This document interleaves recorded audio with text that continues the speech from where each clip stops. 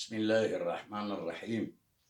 Babasının güzel kızı Süreyya Yüksel Güler.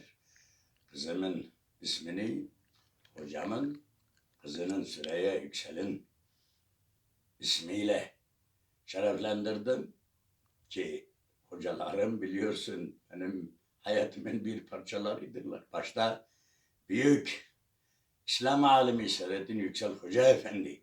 Sonra onun hocası olan Seyyid-i Muhammedine Haveli, hani sen dün evvelsi gün çektiğin Erbakan, merhum Erbakan Hoca, Seyyid-i Muhammedine'nin taziyesine gelmişti.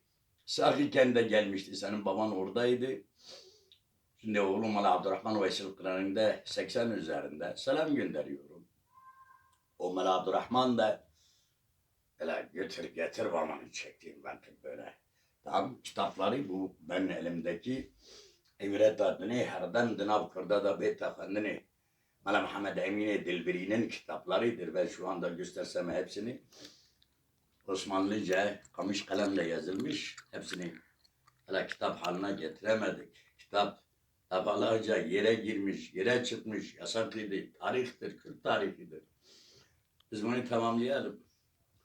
Merhum Erbakan şeye gelince, Süleyman'a gelince biz oradaydık Bayıkkan şeylerinde. Bizim köylü Hacı Seyfettin vardı, Hacı Seyfettin. Biz ona Hacı Seyfo diyorduk.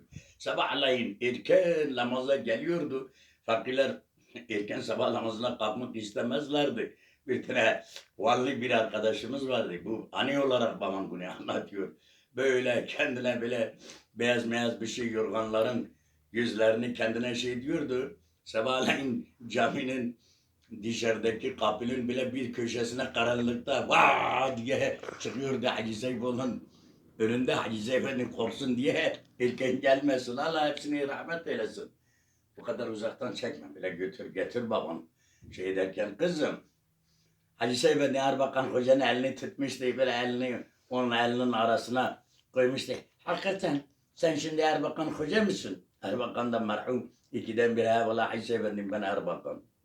Bir 10 dakika aradan geçerdi. Tekrar ya hakikaten sen şimdi Erbakan Hoca mısın? Erbakan gülüyordu. Hacı Seyfettin.